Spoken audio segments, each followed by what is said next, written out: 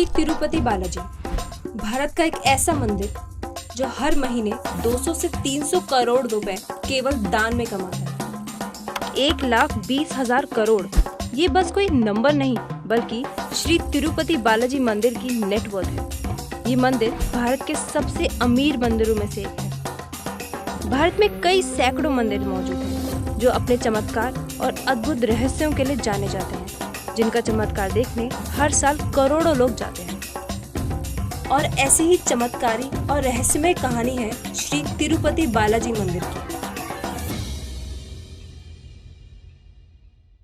श्री तिरुपति बालाजी मंदिर दक्षिण भारत के राज्य आंध्र प्रदेश के चित्तौड़ जिले में स्थित है। मान्यता ये है कि यहाँ भगवान विष्णु और माँ लक्ष्मी निवास करते हैं।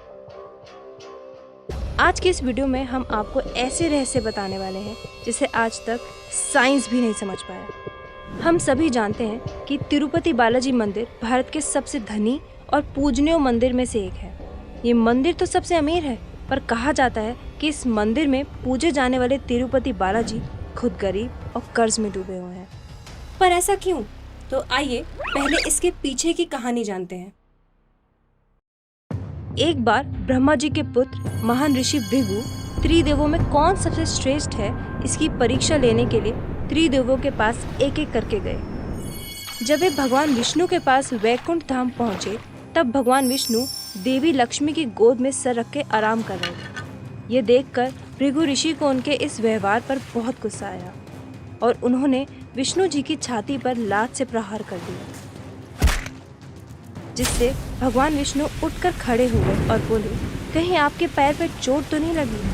आपके चरणों के स्पर्श से मैं धन्य हो गया। विष्णु जी के इस विनम्र व्यवहार को देखकर ऋषि भृगु रोने लगे और उनसे क्षमा मांगी और इसके बाद उन्होंने विष्णु जी को त्रिदेवों में सर्वश्रेष्ठ घोषित कर दिया। लेकिन भृगु ऋषि के इस व्यवहार से माता लक्ष्मी बहुत क्रोधित हो गई और भगवान विष्णु के ऋषि को कोई दंड ना देने पर वे बेहद नाराज हो गए और गुस्से में वैकुंठ धाम छोड़कर चली गई। जब विष्णु जी ने देवी को ढूंढना शुरू किया तो पता चला कि माँ लक्ष्मी ने पृथ्वी पर एक राजा के घर पद्मावती नाम की कन्या के रूप में जन्म लिया है। तभी विष्णु जी ने पृथ्वी लोक पर श्रीनिवास नाम के व्यक्ति के रूप में जन्म लिया।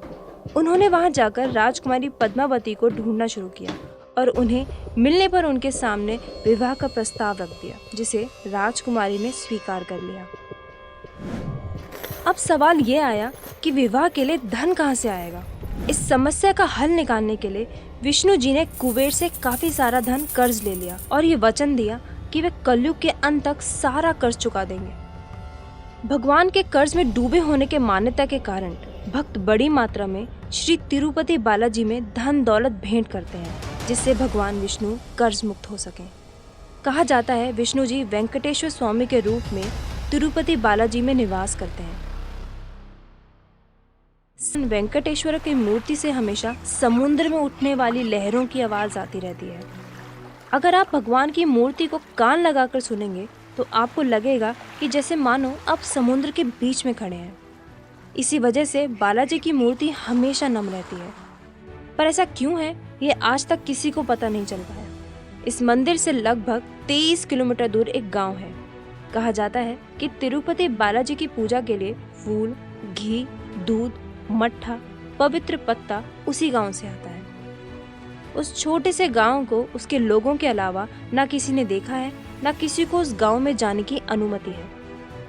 इस गांव का अस्तित्व एक रहस्य बनकर रह गया है। भले ही बालाजी की मूर्ति विशेष प्रकार के चिकने पत्थर से बनी हो, लेकिन वो अपने साक्षात वहां होने का एहसास सबको कराते रहते हैं। आपको जानकर हैरानी होगी कि भगवान के आराम के लिए पूरे मंदिर का वातावरण को काफी ठंडा रखा जाता है, लेकिन इसके बावजूद बालाजी को बहुत गर्मी लगती है।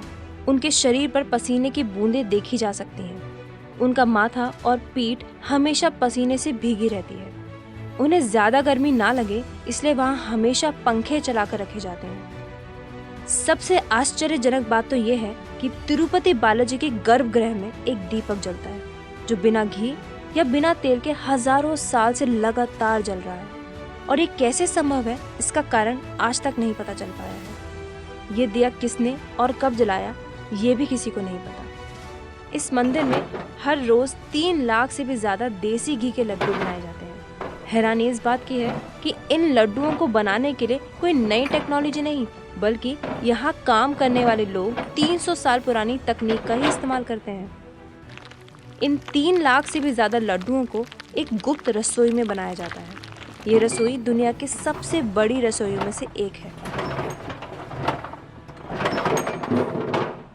चलिए आपको एक साइंटिफिक फैक्ट बताते हैं कि जब भी किसी साधारण प्रतिमा पर पचाई कर्पूरम यानी कपूर चढ़ाया जाता है तो वे प्रतिमा धीरे धीरे चटकने लगती है, लेकिन श्री बालाजी की मूर्ति पर इसका कोई असर नहीं होता। ना उस पर कभी कोई निशान देखा गया है और ये किसी चमत्कार से कम नहीं है। भगवान तिरुपति की मूर्ति के पैरों से एक पानी की धारा बह रही है जिसे विराज नदी कहा जाता है, जो कहाँ से आती है किसी को नहीं पता। और कभी कभी ये भी देखा गया कि बालाजी की मूर्ति का तापमान उबलते हुए पानी से भी ज्यादा गर्म हो जाता है। माना जाता है कि उनकी आंखों से जो तेज निकलेगा वो सामान्य व्यक्ति सहन नहीं कर पाएगा, इसलिए हमेशा बालाजी की मूर्ति की आंखें ढक दी जाती हैं। जब आप भगवान बालाजी के गर्भगृह में जाकर देखेंगे तो आपको लगेगा कि मूर्ति गर्भगृह के सेंटर में है, और जब आप गर्भगृह के बाहर आकर देखेंगे तो ऐसा लगेगा कि मूर्ति दाईं ओर स्थित है। भगवान बालाजी के हृदय पर माँ लक्ष्मी निवास करती हैं। माँ यहाँ रहती हैं ये तब पता चलता है जब हर गुरुवार को बालाजी का सारा श्रृंगार उतार कर उन्हें स्नान कराया जाता है और चंदन का लेप लगाया जाता है। और जब चंदन का लेप हटाया जाता है तो हृदय पर लगे चंदन में माँ लक्ष्मी की छवि उभर आती है।